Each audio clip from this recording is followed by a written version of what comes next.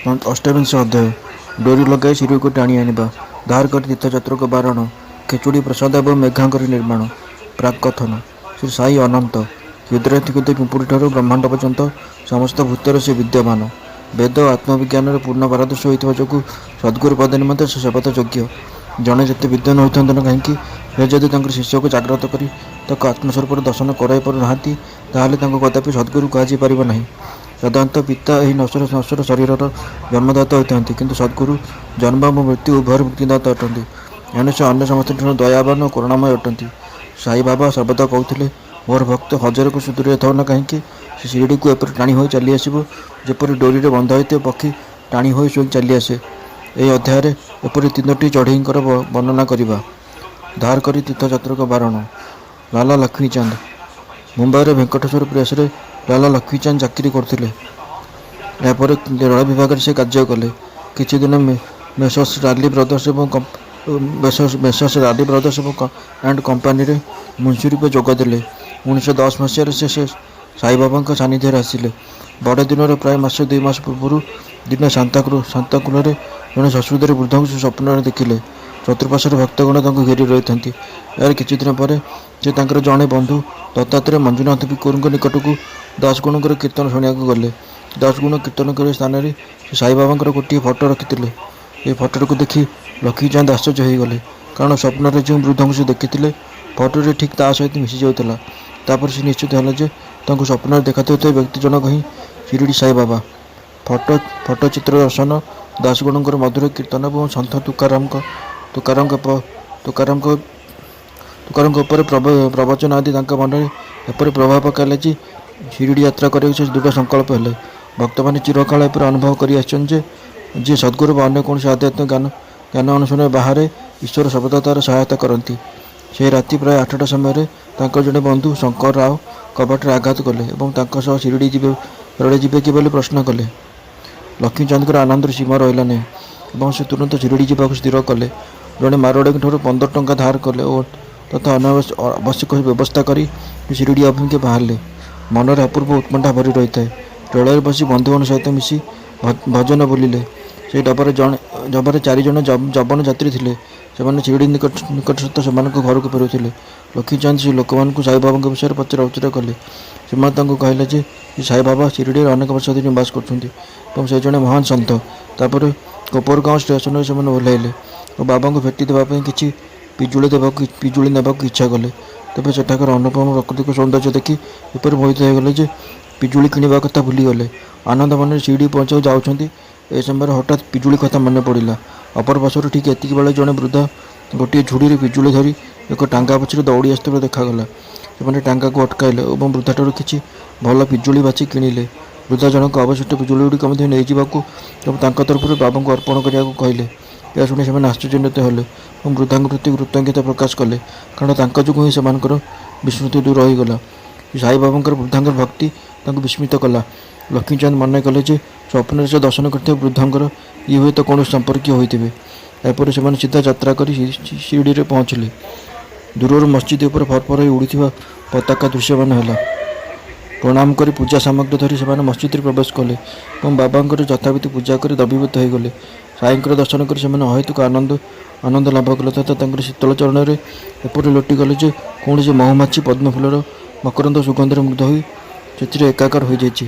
ତାପରେ ବାବା ସେମାନଙ୍କୁ ଯାହା କହିଲେ, ହେମାଡ଼ ମଧ୍ୟ ତାର ବର୍ଣ୍ଣନା ଏପରି କରିଛନ୍ତି।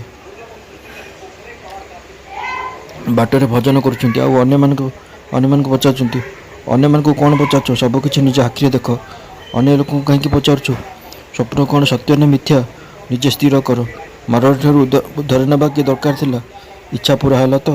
ଏ କଥା ଶୁଣି ବାବାଙ୍କର ସର୍ବବ୍ୟାପକତା ନେଇ ଲକ୍ଷ୍ମୀଚାନ୍ଦ ଆଶ୍ଚର୍ଯ୍ୟ ହୋଇଗଲେ। ସେ ଲଜ୍ଜାବୋଧ କଲେ ଏବଂ ବାଟରେ ଯାହା କିଛି ଘଟିଛି ତାହା ବାବା ସବୁ ଜାଣିଛନ୍ତି। ଏଠାରେ ଏତିକି ବେଳେ ଧ୍ୟାନ ଦେବା କଥା ଯେ ଧାର କରି ତାଙ୍କର ଦର୍ଶନ ନିମନ୍ତେ ଯିବା ଏବଂ ତୀର୍ଥଯାତ୍ରାକୁ ଛୁଟି ପରି କଟାଇବା ବାବା ପସନ୍ଦ କରୁନଥିଲେ। ଉପମା ପ୍ରସାଦ। ମଧ୍ୟାହ୍ନ ସମୟରେ ଯେତେବେଳେ ଲକ୍ଷ୍ମୀଚାନ୍ଦ ଭୋଜନ ପାଇଁ ବସିଲେ, ଜଣେ ଭକ୍ତ ଉପମା ପ୍ରସାଦ ଆଣିଲେ। ଏହା ବଡ଼ ସ୍ୱାଦିଷ୍ଟ ହୋଇଥିଲା।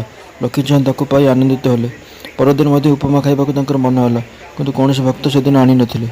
ତୃତୀୟ ଦିନ ମଧ୍ୟାହ୍ନ ଆରତି ପରେ ବାପୁ ସାହେବ ଚୌକ ନୈବେଦ୍ୟରେ କ'ଣ ତିଆରି କରାଯିବ ବୋଲି ବାବାଙ୍କୁ ପଚାରିଲେ।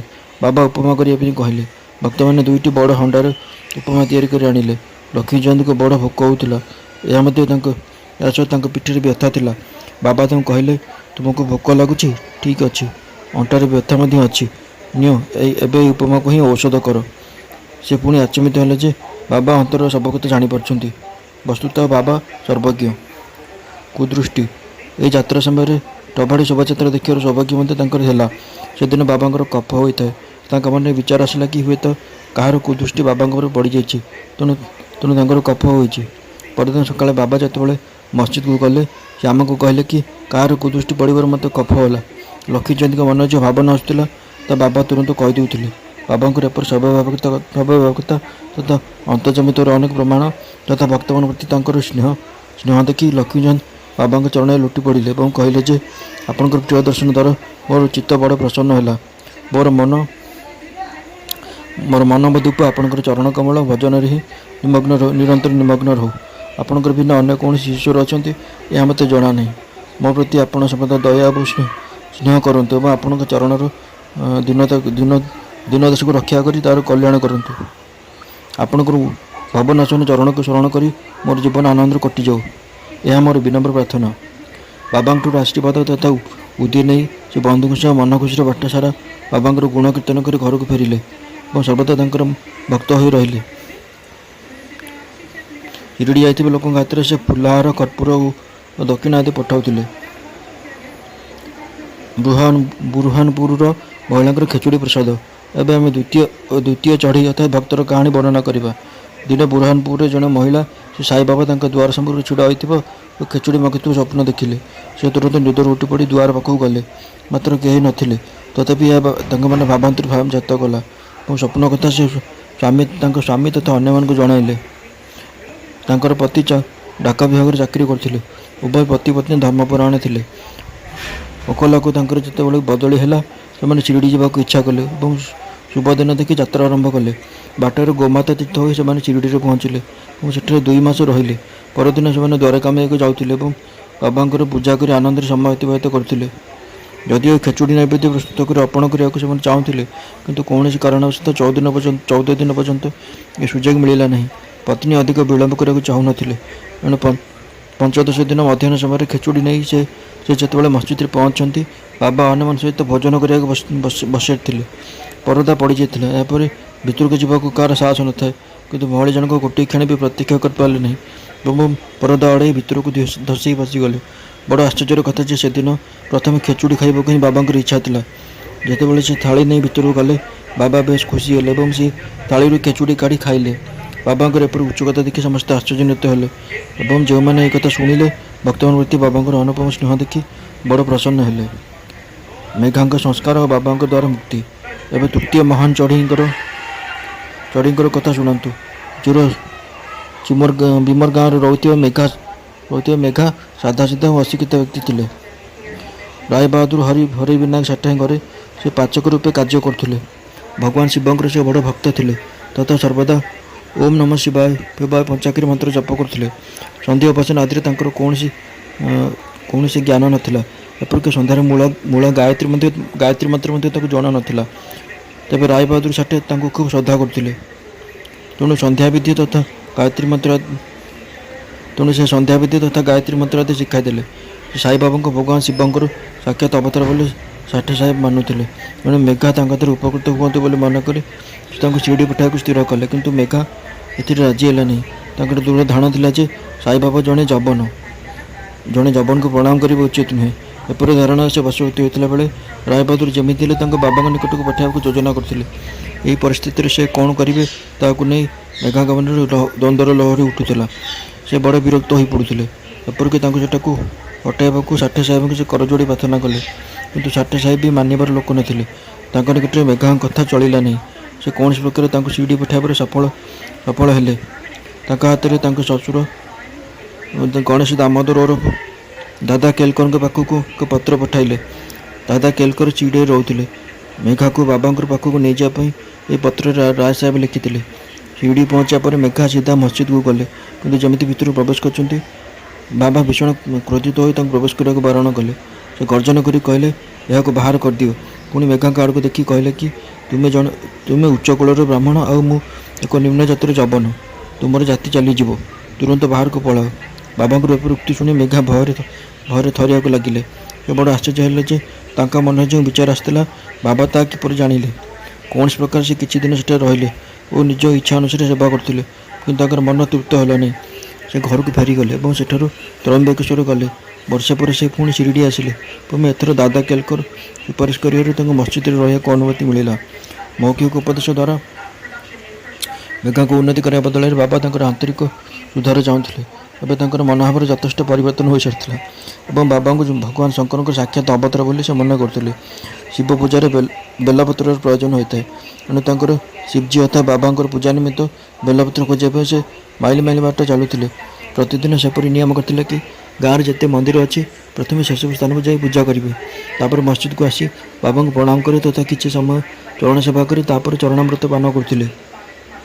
ଦିନେ ସେ ପହଞ୍ଚିଲା ବେଳକୁ ଖାଣ୍ଡବା ମନ୍ଦିରର ଦ୍ୱାର ବନ୍ଦ ହୋଇଯାଇଥିଲା, ଏଣୁ ସେ ପୂଜା ନ କରି ସେଠୁ ଫେରି ଆସିଥିଲେ। ଏପରି ନିୟମିତ କ୍ରମେ ମସଜିଦରେ ବାବାଙ୍କର ପୂଜା କରିବାକୁ ଗଲେ, କିନ୍ତୁ ଅତଯାଏଁ ବାବା ସେଦିନ ପୂଜା ସ୍ୱୀକାର କଲେ ନାହିଁ ଏବଂ ଖଣ୍ଡୁଆ ମନ୍ଦିରକୁ ଯାଇ ପୂଜା କରି ଆସିବାକୁ କହିଲେ।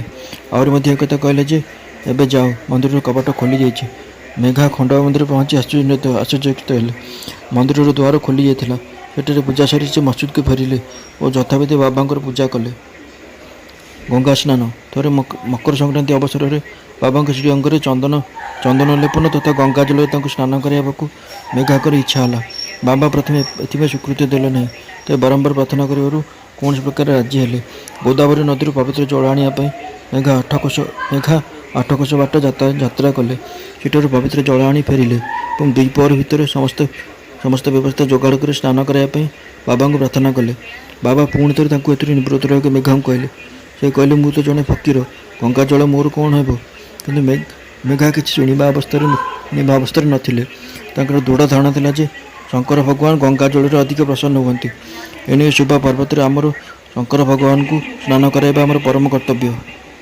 ଏଣେ ବାବାଙ୍କୁ ରାଜି ହେବାକୁ ପଡ଼ିଲା ଏବଂ ତଳକୁ ଆସି ସେ ଗୋଟିଏ ପିଢ଼ାରେ ବସିଲେ ଓ ତା ମସ୍ତକ ନୁହାଁଇ କହିଲେ କି ମେଘା, ଅନ୍ତତଃ ଏତିକି କୃପା କରି କେବଳ ମସ୍ତକରେ ପାଣି ଢାଳ।